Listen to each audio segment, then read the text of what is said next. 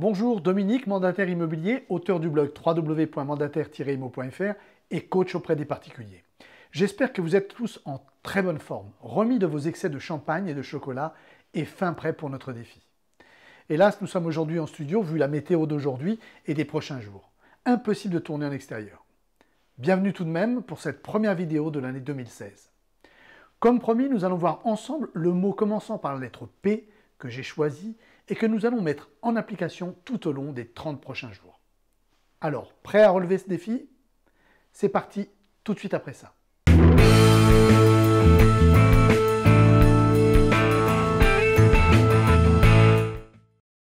Pour cette grande première, j'ai choisi volontairement le verbe percevoir.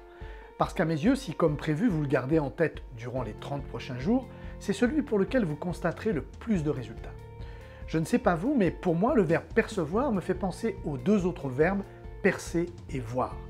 Ça tombe bien car c'est tout à fait là que je veux en venir.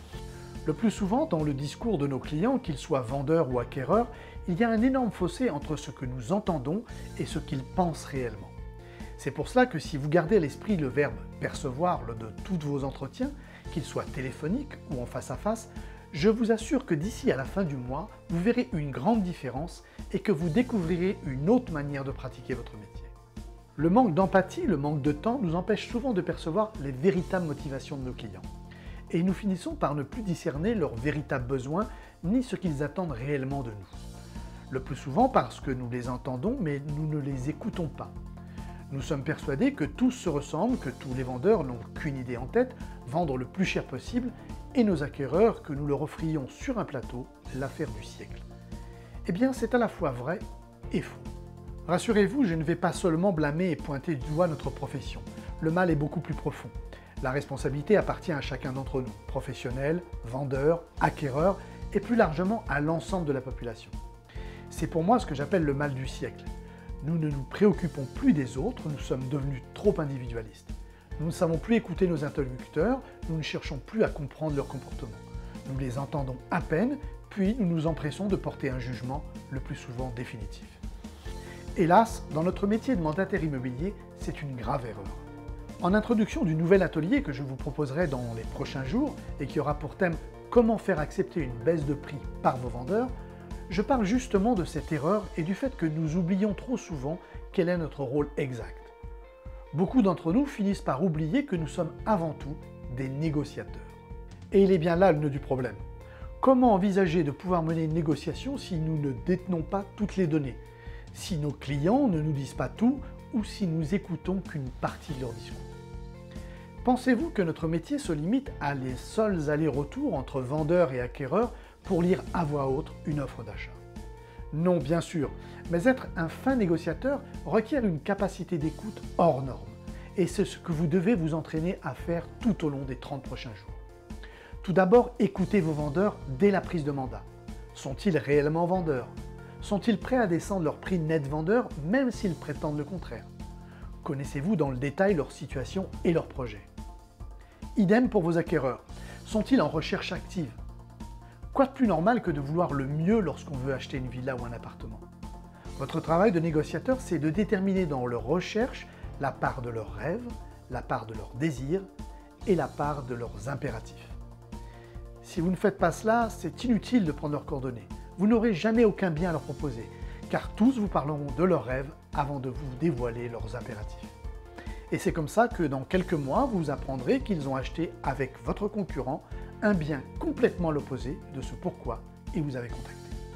Passons maintenant à la mise en pratique de notre défi 2016. Ce que je vous invite à faire dès la fin de cette vidéo, c'est de prendre une feuille de papier et d'y inscrire en gros le mot « percevoir ». Je sais, c'est basique, mais peu importe. Mettez ce mot bien en évidence au-dessus de votre ordinateur par exemple, ou mieux encore en fond d'écran, et pourquoi pas également sur votre téléphone. Le but est qu'avant de partir à vos rendez-vous ou avant de répondre à un appel, votre regard croise le mot « percevoir » et que vous le preniez comme étant l'objectif principal de la tâche que vous allez accomplir. Un peu comme dans un vieux film sur la guerre froide où l'espion russe était un infiltré dormant que l'on réveillait grâce à un simple mot prononcé lors d'une conversation téléphonique, vous n'aurez plus qu'à vous mettre en action. Tout d'abord en écoutant attentivement ce que vos interlocuteurs vous diront. Et si vous avez l'impression qu'ils ne vous disent pas tout, percez pour voir. questionnez-les, intéressez-vous à eux, découvrez leur réelle motivation et leur situation exacte. Le plus souvent, un propriétaire qui a de graves difficultés financières ne vous avouera pas forcément qu'il est dans le besoin et qu'il faut qu'il vende rapidement. Des vendeurs en instance de divorce ne s'étendront pas forcément sur leur situation. J'en ai vu souvent tenter de faire bonne figure alors que la tension était palpable. Autant de situations que vous devez impérativement connaître et qu'ils vous dévoileront s'ils vous sentent à l'écoute, si vous faites preuve d'empathie, si vous vous intéressez à eux et s'ils sentent que vous êtes là pour les aider. Avant de conclure, juste une citation, celle du vizir Ptahhotep de l'Égypte antique. Celui qui sait écouter deviendra celui qu'on écoute. Alors, que risquez-vous à mettre le mot percevoir bien en évidence et à vous en inspirer durant tout le mois de janvier? Dans tous les cas, n'hésitez pas à partager cette expérience et ses résultats en laissant des commentaires sur Facebook ou sur le blog www.mandataire-imo.fr. Je suis impatient de vous lire. En attendant, je retourne travailler sur le prochain atelier, comment faire accepter une baisse de prix par vos vendeurs. Je vous dis à la semaine prochaine. Si vous avez aimé cette vidéo, commentez-la et cliquez sur j'aime et partagez-la. Très bon début d'année à tous.